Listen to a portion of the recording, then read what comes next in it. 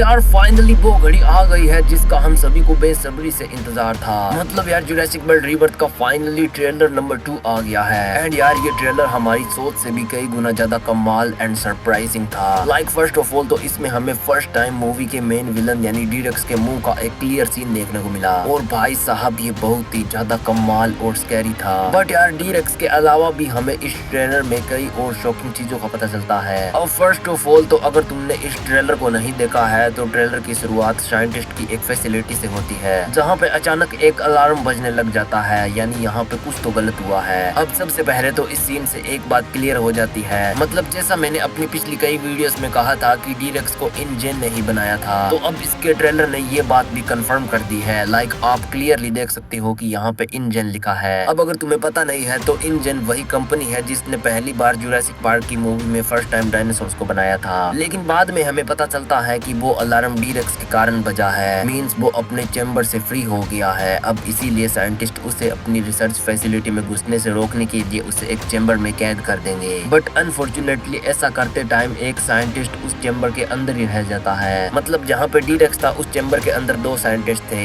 एक male and एक female, जिसमें फीमेल तो बाहर आ जाती है लेकिन मेल साइंटिस्ट पीछे अंदर ही रह जाता है। एंड चैम्बर को लॉक कर देने के कारण जहाँ पे डी-रेक्स था अब वहाँ पे वो साइंटिस्ट भी है। और आज से कुछ टाइम पहले हमें जो पोस्टर दिखाया गया था वो पोस्टर इसी सीन का था। लेकिन अब इसके बाद जिस टॉपिक पे हमने आज से कुछ महीनों पहले बात की थी, यानी इस न्यू आइलैंड पर डायनासोर्स की 2 दर्जन से भी ज्यादा स्पीसीज जिंदा हो सकती है, ये ट्रेलर उससे भी कंफर्म कर देता है। क्योंकि ट्रेलर के इस सीन में मूवी का एक कैरेक्टर ये बात बोलता है कि इस आइलैंड पे 2 दर्जन से भी ज्यादा डायनासोर स्पीसीज जिंदा है। और यार ये बहुत ही ज्यादा है। मतलब इस मूवी में हमें 24 अलग अलग तरह की डायनासोर्स प्रजातियां देखने को मिल सकती है और उनमें से एक ये भी है। अब आई डोंट नो ये कौन सा डायनासोर है, या ये भी कोई हाइब्रिड डायनासोर हो सकता है। बाकी अगर तुम्हें इसका नाम पता है तो कमेंट्स में जरूर बताना। लेकिन यार अब इसके बाद का सीन सच में काफी ही ज्यादा अमेजिंग था, क्योंकि इसमें हमें टी-रेक्स के इस सीन का एक कंटिन्यूएशन मिलता है जिसमें टी-रेक्स एक फैमिली का पीछा कर रहा है और वो उनका पानी में भी पीछा नहीं छोड़ रहा है। बट यार अब इसके बाद आता है इस ट्रेलर का सेकंड सबसे माइंड ब्लोइंग सीन। हाँ फर्स्ट वाला अभी भी बाकी है, बट यार अभी के लिए तुम जरा इस सीन को देखो। मीन्स कैन यू इमेजिन कि हमें इस मूवी में इतने सारे टाइटेनोसोरस देखने को मिलेंगे। मतलब यार इनका नंबर 100 या 200 से भी ज्यादा होगा, जो कि ये बताता है कि जुरासिक वर्ल्ड रीबर्थ का ये आइलैंड कितना ज्यादा बड़ा होने वाला है। क्योंकि यहाँ पर टाइटेनोसोरस जैसे जाइगेंटिक डायनासोर्स का एक पूरा झुंड रहता है। और टाइटेनोसोरस के अलावा भी यहाँ पे कई और डायनासोर्स हैं जिन सभी के अपने अलग अलग इलाके हैं। लेकिन अब इसके बाद ट्रेलर के इस सीन में मूवी के कैरेक्टर्स ये बात करते हैं कि अगर ये DNA हमें मिल जाता है तो बहुत सारी जिंदगियां बच सकती है। पर अब आखिर किसकी? तो देखो यहाँ पे 2 पॉसिबिलिटीज है। लाइक पहली ये कि इन डायनासोर्स के DNA से कोई ऐसी दवा बनाई जा रही है जो कि कैंसर जैसी किसी बड़ी बीमारी को ठीक कर सके। एंड सेकंडली ऐसा हो सकता है कि जो incident Jurassic world fallen kingdom में हुआ था, यानी उसमें हमें पता चलता है कि डायनासोर्स अब पूरी दुनिया में फैल गए हैं और अब कई शाकाहारी डायनासोर्स तो इंसानों के साथ मिलकर भी रहने लग गए हैं। But as we all know कि डायनासोर्स आज से करोड़ों साल पहले के जानवर है, यानी तब जब हमारी अर्थ का क्लाइमेट आज से बिल्कुल अलग था। अब जो उन डायनासोर्स के लिए जुरासिक पार्क बनाया गया था उसमें उन डायनासोर्स को काफी हद तक वैसा ही क्लाइमेट प्रोवाइड कराने की कोशिश की गई थी जिससे कि वो जिंदा रह सके। लेकिन जब जुरासिक वर्ल्ड 2015 में लास्ट बचा आइलैंड भी डिस्ट्रॉय हो जाता है तो अब सभी डायनासोर्स आम दुनिया में रहने लग गए थे, बट जल्दी ही वो एक्सटिंक्ट होने लग गए क्योंकि वो आज के क्लाइमेट और खास तौर पे जो ग्लोबल वार्मिंग के कारण क्लाइमेट चेंज हो रहा है उसे वो सर्वाइव नहीं कर पाए। And as result Jurassic World Rebirth आते आते दुनिया में लगभग 95% डायनासोर स्पीसीज एक्सटिंक्ट हो गई है। लेकिन तभी साइंटिस्ट को उस आइलैंड की याद आएगी जहाँ पे उन्होंने अपने शुरुआती दिनों में कुछ डिफेक्टिव डायनासोर्स बनाए थे। अब उन्हें पता चलेगा कि वो डायनासोर्स आज भी जिंदा है, यानी उनको जिंदा होना ही नहीं चाहिए था, क्योंकि जो डायनासोर्स InGen ने एकदम परफेक्टली बनाए थे वो भी आज के एनवायरनमेंट को सर्वाइव नहीं कर पाए। तो जो ये डिफेक्टिव डायनासोर्स थे उन्होंने ऐसा कैसे किया? तो अब इसीलिए इस मूवी में हमारे मेन कैरेक्टर्स इस आइलैंड पे रहने वाले 3 सबसे बड़े डायनासोर्स का DNA सैंपल लेने आए हैं ताकि वो उनके DNA को स्टडी करके पता कर सके कि आखिर इन डायनासोर्स में ऐसा क्या है जो कि दुनिया के बाकी डायनासोर्स में नहीं है। और जब उनको इस चीज का पता चल जाएगा तो वो एक ऐसी दवा बना सकते हैं जो कि दुनिया में बाकी बचे डायनासोर्स को बचा सके। बट यार अब इसके बाद आता है इस ट्रेलर का सबसे माइंड ब्लोइंग सीन जिसमें यार हमें इस मूवी के मेन विलन यानी डी-रेक्स को दिखाया जाता है। अब इस सीन में हमारा मेन कैरेक्टर एक ऐसी जगह पे खड़ा है जो कि डायनासोर से बचने के लिए काफी ज्यादा ऊंचाई पे बनाई गई है, क्योंकि यहाँ पे हम साफ साफ देख सकते हैं कि इस जगह से पेड़ काफी ज्यादा छोटे लग रहे हैं। एंड यहाँ यहाँ से ये लाइट्स भी काफी ज्यादा करीब है, जो कि आमतौर पे काफी ऊंची लगाई गई होती है। लेकिन यार तभी हम पीछे घने अंधेरे में से किसी को आता हुआ देखते हैं। अब पहली बार में तो ये एक टी-रेक्स ही लगता है, क्योंकि साइड से देखने पे इसका मुंह एकदम टी-रेक्स जैसा है। लेकिन यार यहाँ पर चांसेस काफी ज्यादा है कि ये टी-रेक्स नहीं बल्कि डी-रेक्स है, क्योंकि टी-रेक्स का साइज इतना बड़ा नहीं हो सकता है। बट भाई लोग अब जरा आप इस सीन को देखो,